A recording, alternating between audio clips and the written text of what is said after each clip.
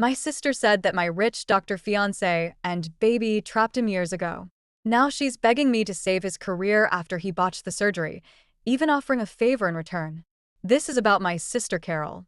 Well, I'm going to call her by her real name because who cares? There's no better way of saying this, but yeah, Carol lured my fiancé into her skirts because she felt he was too handsome and rich for a plain-looking girl like me. She thought he deserved someone gorgeous, so she offered herself, and that dumbass stick married her. Good for them, because I got rid of a cheater and found someone who actually deserved me. Hear me out, this is going to be a long one, because it goes back 15 years ago, when I was in my mid-20s. Now I am 41, Carol is 6 years younger than me, and she has a completely opposite personality. She's the type of girl who gets all the attention at family and social gatherings, and she made sure to get it right from our childhood. She was more focused on getting dressed up and hanging out with friends. No doubt she's pretty, what you'd call drop-dead gorgeous, and she's proud of it. She leaves no opportunity to flaunt her superficial beauty and look down upon others who don't fit her beauty standard, like me. She was always critical of my dressing sense and made fun of my not-so-social nature. As a kid, I was more inclined toward academics, so I was mostly seen with my books and comics instead of putting makeup on my Barbie. I didn't even own a Barbie. Carol and I never shared a sisterly bond. She considered herself a fashionista while I was the plain-looking girl. That's what she called me. Plain. Well, she was right to an extent. I'm a simple woman with no pomp or show, no over-the-top drama for attention. I'm calm, composed, and like to be in my own space. Very early on, I left home for high school, and I couldn't have been more relieved. Who wants to be around an entitled brat? Life was pretty much fun with my busy schedule in medical school. I used to visit home during holidays or spring break, and at times I kept my trips short. Things got straightened out with Carol as we had minimal encounters. Carol dropped out of high school to pursue a career in fashion, and later, she dropped out of fashion school for a modeling career. By the time I was in touch with her, she'd done 2 photo shoot projects for a local apparel brand over the course of 5 years. I'm not sure if we can call this a successful modeling career, which she often refers to. If you think I'm being mean, hold on. After I moved out of the house, the bitterness between Carol and me subsided. We met twice a year for a few days, and since she didn't get enough opportunities to piss me off, we were cool. In my freshman year of college, I met Smith. He was quite a senior to me. He was pursuing his master's while I was in my freshman year for a bachelor's degree.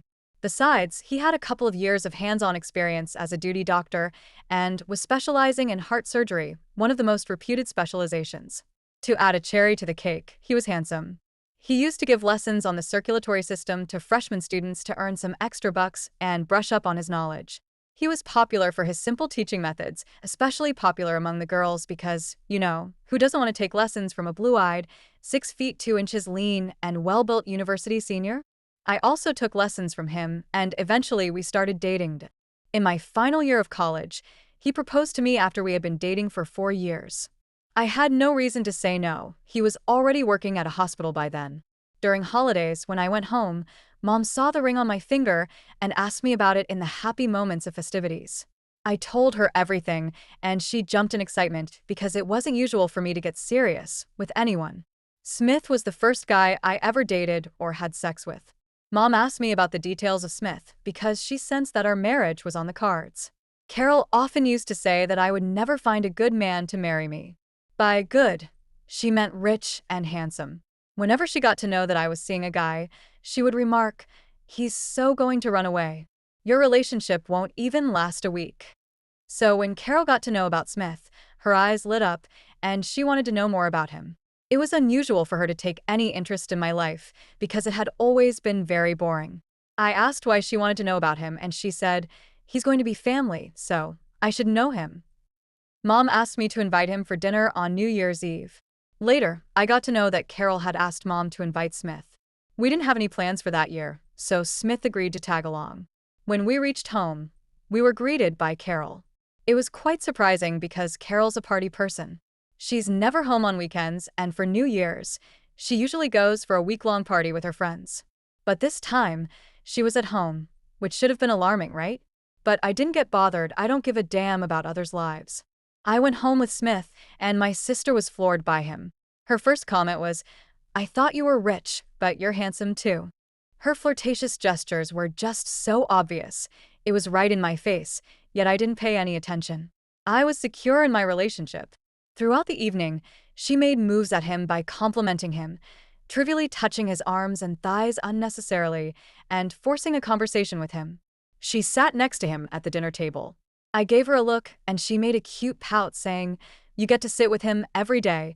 Today I can be his arm candy." Everyone chuckled, and we took it as light fun. During the conversation, she got to know that Smith goes for a walk after dinner. As soon as he cleaned up, she offered to give him a tour of the neighborhood.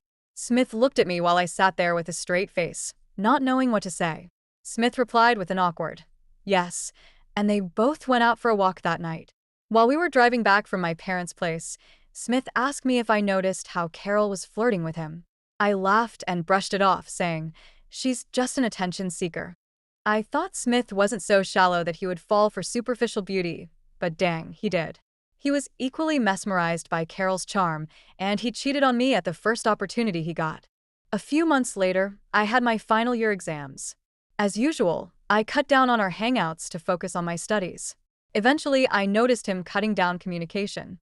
When I confronted him, he said he wanted me to focus on my finals. I was too busy to suspect any foul play. On the last day of my exams, I asked him to pick me up from college, but he said he was busy. Later that night, I called him to check on him, and he said he was home but was too tired and ready to doze off. I went to his place to surprise him, but it was locked. I called him again, but he didn't respond. I waited for his call the next day, but he didn't call back. Shamelessly, I called him again and asked why he lied the night before. He said he forgot to mention that he had crashed at his colleague's place. Stupid me. I didn't read this as a signal. How would I? This was the first time anything like this had happened to me.